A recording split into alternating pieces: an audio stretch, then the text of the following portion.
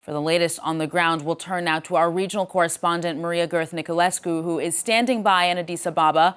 Maria, what do we know about these latest airstrikes? Well, these latest airstrikes targeted a factory in the northern town of Adwa, as well as the town of Maitsebri, which is located in southwestern Tigray. According to the Ethiopian government, these strikes were aimed at a military training facility, as well as a production plant for military equipment and a military uniform. This comes as since early last week, the Ethiopian government had been carrying out a series of attacks in Tigray, including in the regional capital, Mekele. According to the UN, these airstrikes in Mekele have killed at least 3 children. Hospitals in the city have also reported several wounded people, 11 of which came in for treatment after an airstrike last Friday.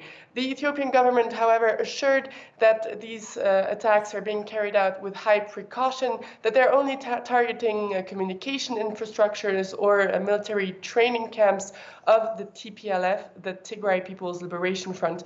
A leader of the TPLF had, however, repeatedly condemned these airstrikes, accusing the government of Abiy Ahmed of deliberately targeting civilian populations. In any case, this new wave of attacks marks the end of the temporary ceasefire that had been announced unilaterally by the Ethiopian government last June.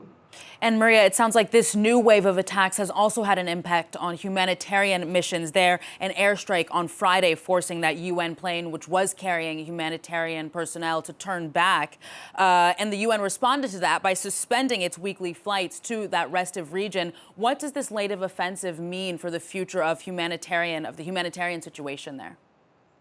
Yes, well, the Ethiopian government and the TPLF are blaming each other for endangering that plane, for forcing that plane to return to Addis Ababa. A UN spokesperson, however, said that the Ethiopian government gave its green light for takeoff without any warning. Following this, the UN suspended its bi-weekly flights carrying personnel into Tigray. There are not many ways for humanitarian personnel to access Tigray at the moment. So this is a further obstacle for the humanitarian response to this crisis, which had already been extremely difficult.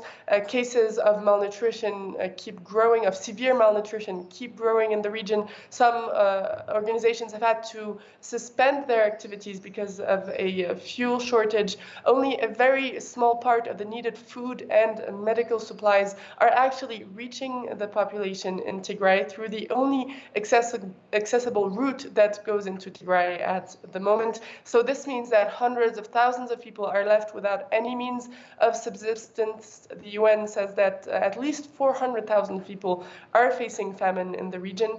So the government is being accused by some of imposing a humanitarian blockade on Tigray, something that the Prime Minister Abiy Ahmed has denied. He blames the TPLF for being completely responsible for the current situation.